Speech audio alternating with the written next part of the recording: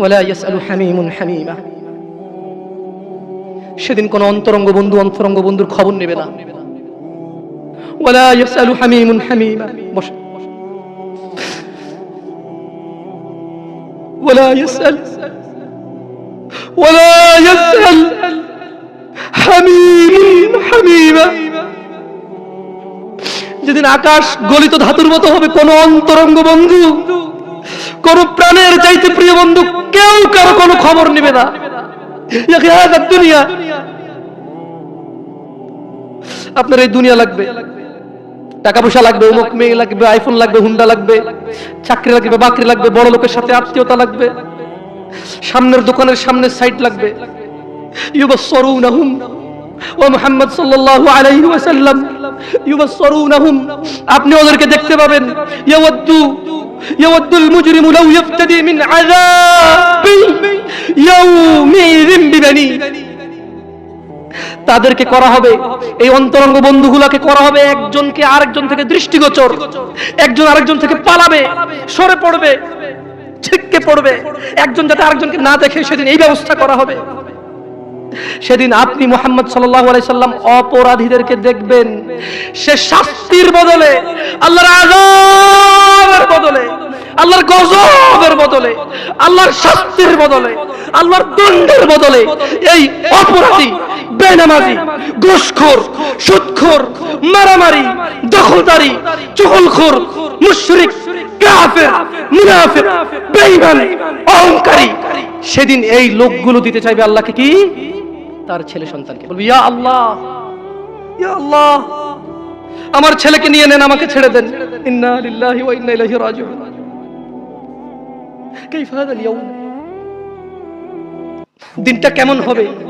বাবা, জি জি, ছেলের অসুখ কিডনি দিয়ে দেয়, ছেলের অসুখ কিডনি দিয়ে দেয়, বিদেশে 10 বছর থাকে। যুবক, তোমাকে একটা বাস্তবতা বলি, তোমার বাবা তোমাকে কত ভালোবাসে।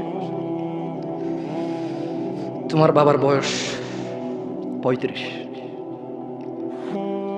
20 বছর বয়সে বিদেশ গিয়েছিল, তোমাদের ঘর ছিল না, 5 বছর জীবনের ব্যয় করে দিয়েছে।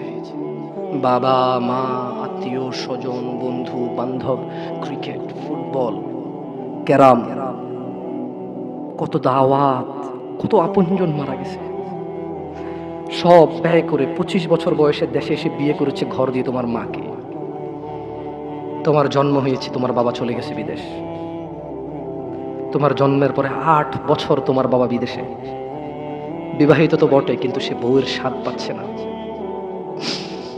তুমি প্রেমিকার পিছনে ঘোরো, 15 বছর বয়স তোমার, 20 বছর 22 বছরে বাইক লাগবে তোমার। তোমার বাবা বিয়ে করা সত্ত্বেও সে তার যৌবন কাটাতে পারেনি তার বউয়ের সাথে, মানে তোমার মায়ের সাথে, তোমার জামা কাপড়ের ব্যবস্থার জন্য। তুমি বোঝো যুবক, তোমার বাবার বয়স এখন 40, সে তোমার মার কাছে আসলে আর অনুভূতি নেই, তার শক্তি কমে গেছে। তুমি বুঝবা না যুবক, 15 বছর বয়সে তুমি যত উত্তেজিত, তোমার বাবা 30 বছর বয়সে এরকম ছিল, সে আসতে পারেনি। তুমি পড়বা বলে, তোমার স্কুলের ফি লাগবে বলে, that much he loves you. তোমার বাবা তোমাকে এত ভালোবাসে। জি, তোমার এই খারাপ বাবাটা যে তোমাকে বাইক নিয়ে দেয়নি, তুমি নষ্টামি করো, মেয়েদের পিছনে করো, মোবাইল রিচার্জ করে দাও মেয়েদের, তোমাকে যে ডেইলি 500 টাকা করে দিতে পারে না। এই লোকটা যদি 60 বছর বয়স পায়, তার জীবনের 20টা বছর সে এমন 20টা বছর, যে 20টা বছরে সে হাড় ভাঙা পরিশ্রম করতে পারত, করছেও, তোমার মায়ের দেখা সে পায়। এমন মূল্যবান যৌবন 20টা বছর দিয়েছে, 50 বছর বয়সের দেশে আসছে। তুমি বিয়ে করে বউ নিয়ে আলাদা থাকো, তুমি বিয়ে করে শ্বশুর বাড়িতে যাও। তোমার বাবা দেশে তো আসছে, তার যৌবন আর নেই, তার ওই সুখ স্বাচ্ছন্দ্য আছে। তোমার যৌবন তৈরি করেছে তার যৌবন দিয়ে। এই মুহূর্তে কোটি টাকা দিলে কি সে যৌবন কিনতে পারবে? তোমাকে তোমার বাবা এত ভালোবাসে। আর আল্লাহ বলছে, তোমার এই বাবা, যে বাবা ঘুষ খেয়ে তোমাকে মানুষ করার চেষ্টা করে বিদেশে পড়ালেখা করানো, যে বাবা এই এলাকার চেয়ারম্যান হতেই হবে, না হলে নয়, এতগুলো মানুষের দায়িত্ব নিচ্ছে, অথচ সে নিজেও জানে দায়িত্ব পালনে সে ব্যর্থ হবে, শুধু তোমাকে R15 কিনে দেওয়ার জন্য, শুধু তোমাকে বিদেশে পড়ানোর জন্য। এত মূল্যবান, এত আদরের বাবা আল্লাহ বলছেন যে ইউবাসসারুনাহুম ইয়াওয়াদ্দুল মুজরিম, ও মুহাম্মদ সাল্লাল্লাহু আলাইহি ওয়াসাল্লাম, আপনি সেদিন দেখবেন অপরাধী এই মানুষটা যে এত বোকা, ছেলের জন্য এত কিছু করেছে হারাম ভাবে, হালালের ধার ধারে নাই, হারামের ধার ধারে নাই।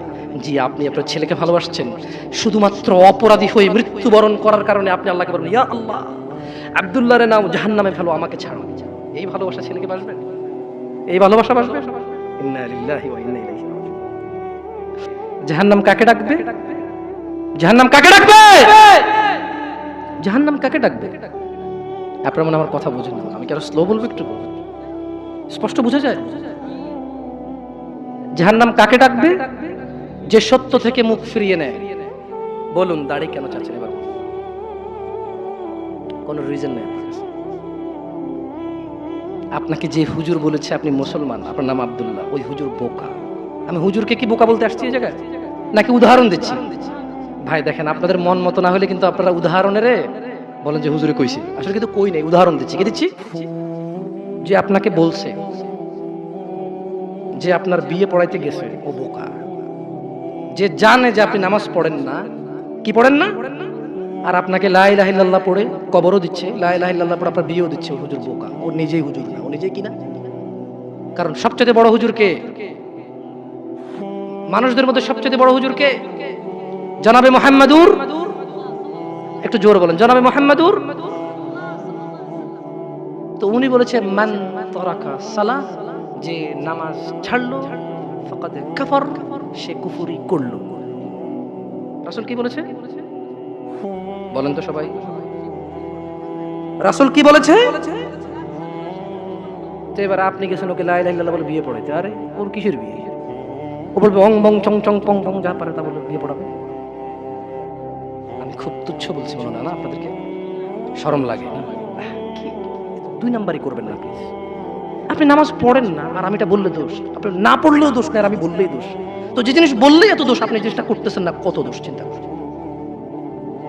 বুঝতে পারছি না? শুনুন, তুমি তোমার বয়স 60, সরি আপনি আপনার বয়স 60, তুমি তোমার বয়স 20, আপনি আপনার বয়স 40, অনেক অপরাধ করে ফেলেছেন, মানে আল্লাহ ক্ষমা করার ক্ষমতা রাখে না, না? তো তাহলে আপনি ক্ষমা চান না কেন? কেন বলেন? শুনুন, আপনাকে বলি, আল্লাহ বলেন লা তাকনাতু মির রাহমাতিল্লাহ। মুহাম্মদ এদেরকে বলে দিন, এই উম্মত, তোমরা আল্লাহর দয়া থেকে নিরাশ হইও না। যেদিন তুমি মনে করবে আমার মতো কি অপরাধী আছে, আল্লাহ কি আমাকে ক্ষমা করবে, এটা তোমার ওই দিন সবচেয়ে, যত গুনাহ করেছো সবচেয়ে বড় গুনাহ ওইটা। যখন তুমি ধারণা করবে যে আল্লাহ কি ক্ষমা করবে আমাকে, এটা সবচেয়ে বড় গুনাহ। তাহলে তুমি কি এমন কোন অপরাধ করতে পারছো যেটা আল্লাহ ক্ষমা করার ক্ষমতা রাখে না, যদি তিনি চান ক্ষমা করতে? এরকম কি তুমি মানো? এটা তুমি এটা মানো? তাহলে তোমার অপরাধের ক্ষমা চাও আল্লাহর কাছে, ক্ষমা চেয়ে ফিরে আসো আল্লাহর দিকে। তুবু ইলাল্লাহ তাওবাতান নাসুহা, ফিরে আসো আল্লাহর দিকে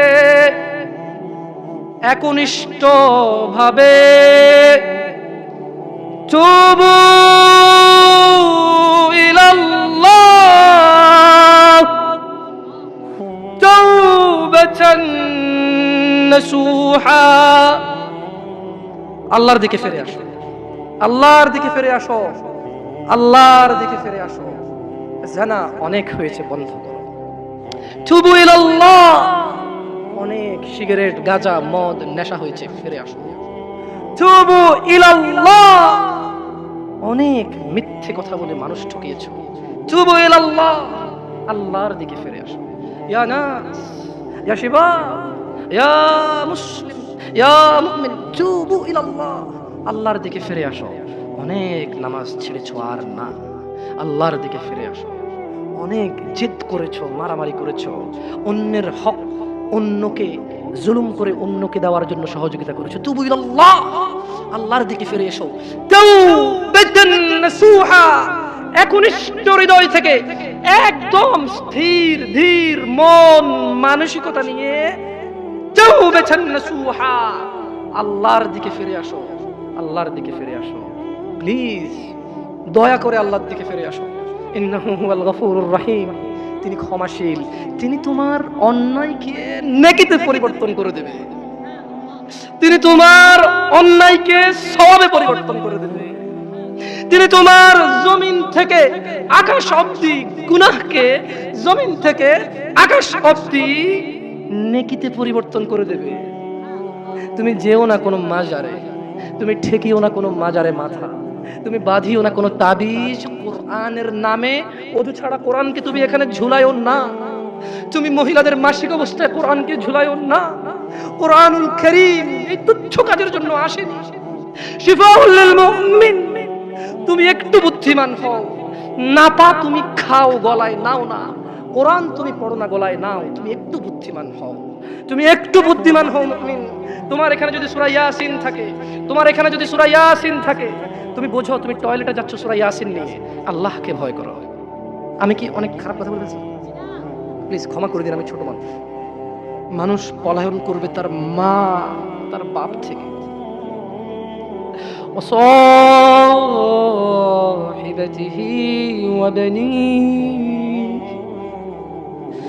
তার স্ত্রী তার সন্তান থেকে পালাবে। লিকুল্লি ইমরিইম মিনহুম ইয়াওমাইযিন শা'নুন ইউগনি। কিয়ামতের মাঠে মানুষ প্রত্যেকের হবে এমন গুরুতর অবস্থা যে সে নিজেই এত ব্যস্ত থাকবে।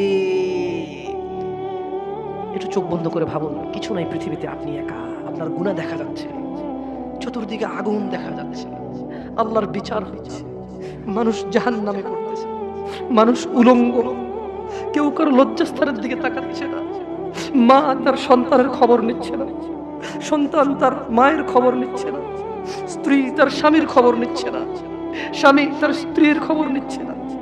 প্রত্যেকের নিজস্ব একটা ব্যক্তিগত ব্যস্ততা, দুশ্চিন্তা, তার টেনশন, আগুনে যাবে নাকি জান্নাতে যাবে তাকে ব্যস্ত করে রাখবে। উজুহু ইয়াওমাইযিন মুসফিরা। এই ব্যস্ততার দিনে কিছু চেহারা হবে উজ্জ্বল। ইয়া আখি, ভাই, আপনি কি সেই মানুষটা হতে পারবেন যেদিন ভাই ভাইয়ের খবর নেবে না, স্ত্রী স্বামীর খবর নেবে না, মা বাবার খবর নেবে না?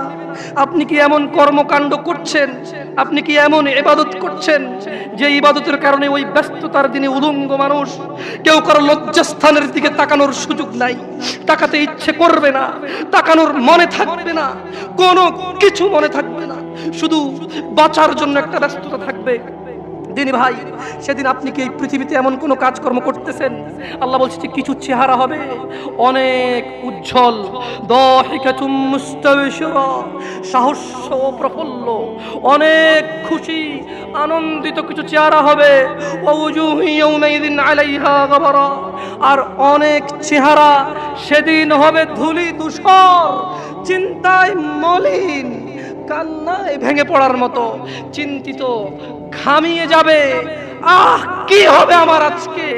সেদিন মানুষের দুইটা অবস্থা হবে, কিছু হবে হাস্যোজ্জ্বল, যারা পৃথিবীতে আল্লাহকে মেনেছে, সালাত আদায় করেছে, রাসূল সাল্লাল্লাহু আলাইহি ওয়াসাল্লামের শিক্ষা শিক্ষিত হয়েছে, যারা কোরআন তেলাওয়াত শিখতে গিয়েছে, বয়স 40 হোক শরম পায়নি, বয়স 60 হোক লজ্জা পায়নি, বয়স 20 হোক লজ্জা পায়নি। যে বাবা মারা ছেলেকে ডাক্তার বানাবে, ইঞ্জিনিয়ার বানাবে, পাইলট বানাবে, কিন্তু কোরআনের শিক্ষা দিতে বলেনি। যে ছেলে সন্তান নিজেকে অনেক বড় ক্রিকেটার বানাবে, ফুটবল বানাবে, বগি বানাবে, চগি বানাবে, কোরআনের শিক্ষা শিখতে বলেনি। মানুষের চেহারা হবে হাস্যোজ্জ্বল, যা আল্লাহর সাথে কাউকে অংশীদারিত্ব করেনি সেদিন, এমন হাস্যোজ্জ্বল চেহারা হবে। ওয়া উজুহু ইয়াওমাইযিন আলাইহা গাবারা। নেশায় যারা ডুবেছিল, যারা মদে ডুবেছিল, জুয়ায় ডুবেছিল, বেনামাজি ছিল, জানাকারী ছিল, সুদখোর, ঘুষখোর ছিল, চুগলখোর ছিল, মিথ্যাবাদী ছিল, জালেম ছিল, তাদের চেহারা হবে ধুলি ধূসর। যারা আল্লাহর নাফরমানি করেছে, তার হাকুহা কথারা, এবং তাদের অন্যায় অপরাধ সেগুলোকে আচ্ছন্ন করে রাখবে কালিমা, উলাইকা হুমুল কাফারাতুল ফাজারা, তারাই হবে কাফের। এবারে শুনবেন, দুনিয়া তুচ্ছ। আমি আমার শেষ হাদিসটা পড়ে আজকে শেষ করে দেব আমার এই বক্তব্য। আখিরাত কি? কারা কারা রাজি আছে আখিরাত সম্পর্কে একটা হাদিস শুনবেন? হাত তোলেন তো সব।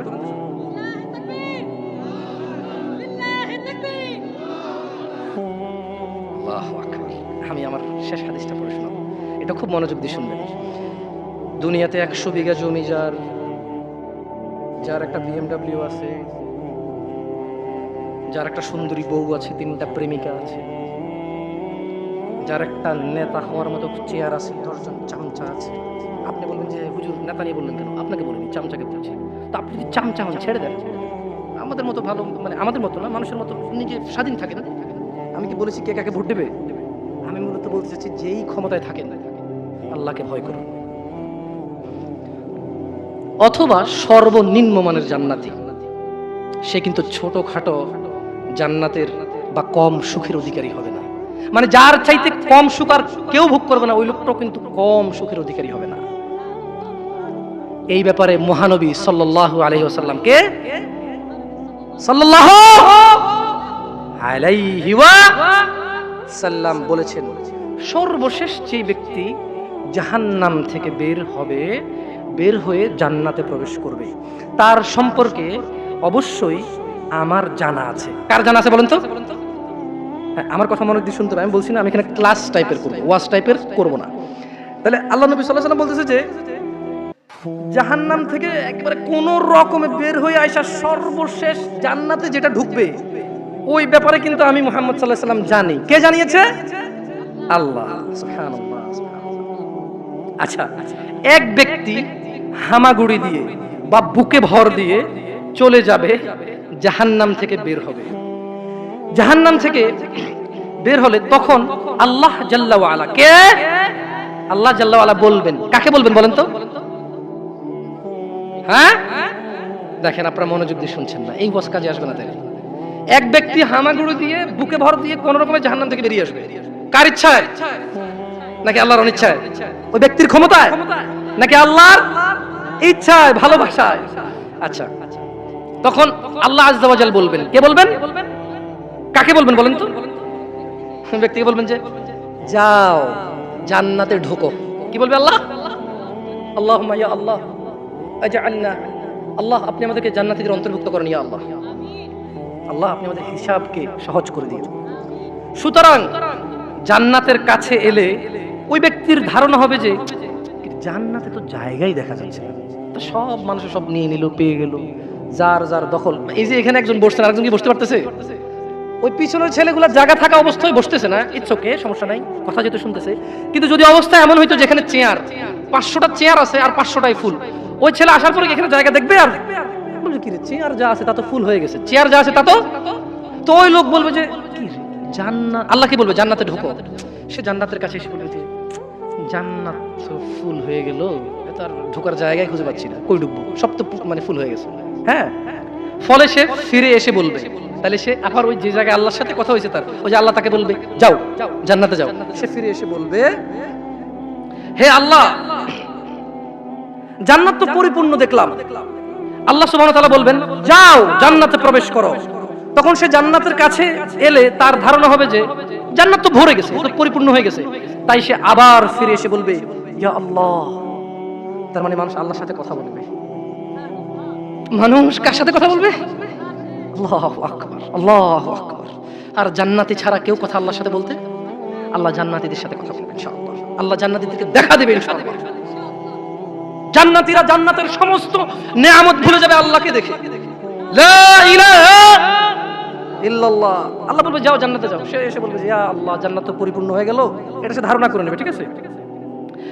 তাই সে বলবে ইয়া আল্লাহ জান্নাত পরিপূর্ণ হয়ে গেল। তখন আল্লাহ সুবহানাহু ওয়া তাআলা বলবেন যে যাও জান্নাতে প্রবেশ করো। কয়বার বললো? এরপর আল্লাহ বলল যে তোমার জন্য থাকলো পৃথিবীর সমতুল্য। কার সমতুল্য? বলেন তো পৃথিবীটা কত বড়? কে বলতে পারে? একজনও পারবেন না। পারবেন? এই যে আটলান্টিক মহাসাগরটা কি পৃথিবীর বাইরে? বঙ্গোপসাগরটা কি পৃথিবীর বাইরে?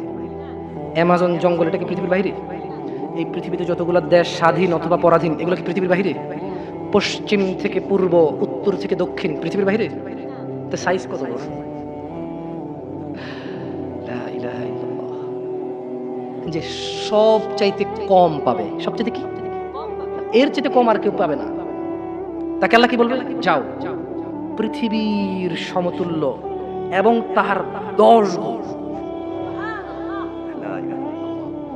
আল্লাহুম্মা ইন্না নাসআলুকাল জান্নাহ, বলেন আমিন। আল্লাহুম্মা ইন্না নাসআলুকাল জান্নাহ, আল্লাহুম্মা ইন্না নাসআলুকাল জান্নাহ, আল্লাহুম্মা ইন্না নাসআলুকাল জান্নাহ, আল্লাহুম্মা ইন্না নাসআলুকাল জান্নাহ। ইয়া আল্লাহ, আমরা চাই আল্লাহ আপনি আমাদেরকে জান্নাত দিয়েন। ইয়া আল্লাহ, আমরা চাই আল্লাহ আপনি আমাদেরকে জান্নাত দিয়েন। ইয়া আল্লাহ, আমরা চাই আল্লাহ আপনি আমাদেরকে জান্নাত দিয়েন। আমি জানি না আপনাদেরকে কি উপহার দিতে পারছি। আলহামদুলিল্লাহ। আপনারা আল্লাহর দিকে তাকিয়ে, আমি 2 মিনিট করে শেষ করবো। একটা প্রশ্ন ছিল। আমি আমারটা শেষ করে দিই, আমি আমারটা শেষ করে দিই। ইয়া শেখ, হে মানুষ, মহিলা এবং পুরুষ, তোমরা যারা এসেছো, প্লিজ, তোমরা তো জানো না কখন তোমরা মরবা। শোনো, তুমি অপরাধ করিও যদি তোমার মনে হয় আল্লাহ তোমাকে দেখে না, তখন করিও। তুমি অপরাধ করিও যদি তোমার মনে হয় আল্লাহ তোমাকে জিজ্ঞেস করবে না, তুমি নিশ্চিত বেঁচে যাবা। তুমি অপরাধ করিও যদি তোমার মনে হয় যে আল্লাহ তোমার জন্য জাহান্নাম নির্ধারণ করবে, আর তুমি আল্লাহকে বলবা আল্লাহ আপনি বললেই হবে নাকি আমি জাহান্নামে যাব। যদি এই ক্ষমতার অধিকারী হও তাহলে তুমি অপরাধ করিও। তোমাকে বলি, মহিলা, মা, বোন, চাচা, চাচি, নামাজ ছাড়া মানুষ মুসলমান থাকে না। ওয়াল্লাহি আমি বলছি না কোথায় বাঁধবেন, তর্ক পরে। আমি বলছি আপনি নামাজটা স্টার্ট করেন। আমি বলছি না যে তারা ওই 20 রাকাত পড়বেন না 8 রাকাত পড়বেন। আমি বলছি যে আপনি পড়েন, 2 রাকাত হইলেও পড়েন। আমি বলছি যে আপনি ঈশার নামাজ 15 রাকাত দরকার নেই, আপনি শুধু 4 পড়েন। আমি কি বলছি সুন্নত বাদ দিতে? আমি বলছি যে তুমি পড়ছো না, শোনো, ভয় পেও না, ঈশার নামাজ 15 রাকাত তোমার উপরে ফরজ নয়। আমি তোমাকে না করছি না 15 রাকাত পড়তে। আমি বলছি যে তুমি নামাজই পড়ো না, 4 পড়ো। এই 4 রাকাত ঈশা না পড়লে তুমি মুসলিম নও। 3 রাকাত মাগরিব না পড়লে তুমি মুসলিম নও। 4 রাকাত আসর না পড়লে তুমি মুসলিম নও। দেখো, আমাকে দোষ দিও না। বুখারী খোলো, সালাত অধ্যায়ে যাও, আযান অধ্যায়ে যাও। আল্লাহর নবী বলেছে, তারা ওরা কাফির, ওরা মুশরিক, ওদের আর আমি মুহাম্মদুর রাসূলুল্লাহ সাল্লাল্লাহু আলাইহি ওয়াসাল্লামের উম্মতের মধ্যে পার্থক্য হচ্ছে নামাজ। ও সাহাবা, ও উম্মত, তুমি চিনবা মুহাম্মদের উম্মতকে সাল্লাল্লাহু। ও আমার উম্মত, তুমি কি আমার উম্মতকে চিনতে চাও? শোনো, তারা যারা আমার উম্মত না, আর এরা যারা আমার উম্মত। ওটা আমার উম্মত যেটা নামাজ পড়ে না, আমার উম্মত। তুমি আল্লাহর নবীর উম্মত ছাড়া কিভাবে মুসলমান হবা? তোমাকে আমি বলি, নামাজটা ছাড়ি প্লিজ। তুমি যে যে অপরাধে লিপ্ত আছো ছেড়ে দাও, চেষ্টা করো, কিন্তু নামাজটাকে তুমি এখন থেকে করবা। তোমার ফজর মিস হওয়া চাই না। তুমি যদি সারা জীবন নামাজ না পড়ো, আমার যায় আসে না। তুমি যদি সারা জীবন নামাজ পড়ো, আমার কিছু লাভ আছে। তুমি নামাজ পড়লে নাকি আমি আমার লাভে কথা বলছি। শোনো, তুমি নামাজ না পড়লেও আমার লাভ আছে। কি? ইন্নামাল আমালু বিন্নিয়া। আমি নেকির উদ্দেশ্যে কথা বলছি, আমার নেকি হয়ে যাবে। কে ঠেকাবে? তুমি তো আর আল্লাহকে ঠেকাইতে পারবা না। তুমি নিজেকে না নামাজ থেকে বিরত রাখতে পারবা, আল্লাহ যদি নেকি দেয় ঠেকাইতে পারবা? তাহলে আমরা সবাই মিলে বলি, আল্লাহর দিকে তাকিয়ে শেভ করিয়েন না। দেখেন, এটা অনেক কিছু না, এমন না যে শেভ করলে আপনি একেবারে কাফের হয়ে গেছেন, মুশরিক হয়ে গেছেন, এমন না। লজ্জা থাকা উচিত। কিভাবে কাটতেছেন? মহিলার ওঠে না, আপনার ওঠে, কেমনে কাটতেছেন? গলা কেটে দিবেন? কাটবেন না কেন? এটা হারাম। এটা কাটাও তো হারাম। শুকর খাওয়া কি? সবাই লক্ষ্য করবেন না, ওরকে কেউ ভিডিও করিও না, পরে লজ্জা পাবে ইন্টারনেটে আসলে। তোমাকে এখন শুকরের মাংস দেবো, খাবা? কেন খাবা না? জোরে বলো। আপনি শুকরের মাংস খাবেন? আপনি কুকুরের মাংস খাবেন? কেন খাবেন না? কেন? কেমন হারাম? শুকরের মাংস খাওয়া কি? এই এখানে তেলারা ভেবে বলছি না। কেউ কি রাজি হবে তার বোনের সাথে জানা করতে? কেন? কেন? তো নামাজ না পড়া কি? শুকরের মাংস খাচ্ছ না, হারাম দেখি, নামাজ ছেড়ে দিচ্ছ। তার মানে তোমার যদি স্বাদ লাগতো, তোমার বাপ মা যদি শুকরের মাংস খাইতো, তুমিও খাইতা, হারাম আর বাস্তা। তোমার বাপ নামাজ পড়ে না, যুবক, তাই তুমি নামাজ পড়ো না। তোমার বাপে ভাত খায়, তাই তুমি ভাত খাও। পাকিস্তানের রুটি খায়, তাই ওরা রুটি খায়। চাইনিজরা এভাবে লাঠি দিয়ে খায়, ওরা লাঠি দিয়ে খায়। শোনো, তুমি বলতে চাচ্ছ তুমি শুকর খাও না কারণ এটা হারাম, তুমি মিথ্যু। তুমি একটা চরম মিথ্যাবাদী, ধোঁকাবাজ। তুমি বলছো তুমি শুকর খাও না, এটা হারাম না? তাহলে তুমি নামাজ না পড়াও তো হারাম, তুমি কেমনে ছেড়ে দিচ্ছ? এই যুবক, তোমাকে যদি বলে ন্যাংটা হয়ে হাঁটো, হাঁটবা? কেন? কেন ন্যাংটা হয়ে কেন হাঁটবা না? কি নোংরা কাজ। তো নামাজ পড়ো না, তোমার শরম লাগে না? শুকরের মদ কি রাস্তায় হেঁটে মদ খেতে পারবে? কার সাহস আছে? এখানে সাহসের অভাব নেই, বাপরে বাপ, এই কথা বলে আবার কারো সাহস জায়গা দিতে চাই না। তবে অনেকেই চাইবে না, অনেকেই। কেন শরম? কেন? কারণ কেউ যদি রাস্তা দিয়ে হেঁটে হেঁটে মদ খায়, ওর সাথে কেউ মেয়ে বিয়ে দিবে? কেউ আপনি রাজি হবেন? রাস্তায় ভাবে মদের বোতল নিয়ে হাতে হাতে মদ খায়, এর কাছে মেয়ে বিয়ে দিবেন? কেন? এটা নির্লজ্জ লোক, মদ হেঁটে হেঁটে খায় ওপেনে। এই ছেলেটাই কিন্তু ওপেনে নামাজ পড়ে না, আপনি মেয়ে বিয়ে দিচ্ছেন। আপনি নাকি ধার্মিক, চিটিং মেশিন। আমি আপনাকে বদনাম করতে আসি, কিন্তু আপনি মিথ্যুক, এটা বুঝে নেন। তো আচ্ছা, আপনাকে মিথ্যুক বলার পর আমার কতটুকু লাভ হলো? 2-4 লাখ টাকা যাবে ঢুকেছে, ঠিক না? আমেরিকা থেকে আসতেছে না। আমি আপনাকে মিথ্যুক বলে লাভ নাই, আমি আপনাকে মিথ্যুক বলতে আসি নাই। তবে আমি আপনাকে বলি, আল্লাহ ক্ষমাশীল, ক্ষমাকারী, ঠিক আছে? আপনি সত্য দাবিদার হবেন। একটা ছেলে প্রকাশ্যে মদ খেলে আপনি তার সাথে মেয়ে বিয়ে দেন না। একটা ছেলে প্রকাশ্যে নামাজ আদায় করে না। আল্লাহর কসম, এই পৃথিবীতে যত মদ আছে সবাই যদি একজনে খেয়ে ফেলে, সে কাফের হবে না। কি হবে না? কিন্তু এক ওয়াক্ত নামাজ ছেড়ে দিলে কাফের। আপনার কাছে মদ খাওয়াটা, আমি কি মদ খাওয়াকে ছোট করে দিচ্ছি? তার মানে না। এখন কিছু লোক বলে, জামশেদ ভাই বলছেন নামাজ না পড়া অনেক বড় অপরাধ, আর মদ খা তুই, পুরো পৃথিবীর সব খেলা কিছু। আমি মনে হয় এটা বলছি, ঠিক না? না, এরকম বুঝে ভাই, বুঝে বুঝে, এরকম অনেকে আছে বুঝে। এটা বুঝিয়েন না, আমি উদাহরণ দিয়েছি। শরম করুন। আপনি বাপের সামনে সিগারেট খেতে লজ্জা করে, বাপের সামনে বেনামাজি থাকতে লজ্জা করে না। আপনারা আপনার স্ত্রীদের সাথে যে ঘুমান, ছেলে সন্তানের সামনে ঘুমান, লজ্জা করে, কিন্তু ছেলের সামনে বেনামাজি থাকেন, লজ্জা করে না। আপনি বুঝেন, এই পৃথিবীতে লা ইলাহা ইল্লাল্লাহ বলার পরে, লা ইলাহা ইল্লাল্লাহ বলার পরে, ওয়া আন্না মুহাম্মাদুর রাসূলুল্লাহ বলার পরে শিরক, আল্লাহর সাথে অংশীদারিত্ব হচ্ছে সবচেয়ে বড় অপরাধ, ঠিক আছে? এরপরের কাজ হচ্ছে সালাহ, এরপর কাজ কি? নামাজ। এরপর কাজ কি? নামাজ। আপনি জানেন এই নামাজ না পড়লে মানুষ কাফের হয়ে যায়, অথচ মানুষ ন্যাংটা হয়ে হাঁটতে লজ্জা পায়, মানুষ প্রকাশ্যে মদ খেতে লজ্জা পায়, মানুষ প্রকাশ্যে দাঁড়িয়ে পেশাব করতে লজ্জা পায়, মানুষ প্রকাশ্যে প্রেমিকের সাথে কথা বলতে লজ্জা পায়, মানুষ বাপের সামনে সিগারেট খেতে লজ্জা পায়, মানুষ প্রকাশ্যে শুকর মাংস খাবে না, মানুষ প্রকাশ্যে সিগারেট খায় না, মানুষ প্রকাশ্যে গাঁজা খায় না, মানুষ প্রকাশ্যে নাচে না, মহিলারা প্রকাশ্যে গোসল করতে লজ্জা পায়, পুরুষরা প্রকাশ্যে পায়খানা করতে লজ্জা পায়। কিন্তু কেউ এত জঘন্যতম অপরাধ যা না করলে কাফের হয়ে যায়, প্রকাশ্যে সবাই আজান চলে, কেউ মসজিদে আসে না, কেউ লজ্জা পায় না।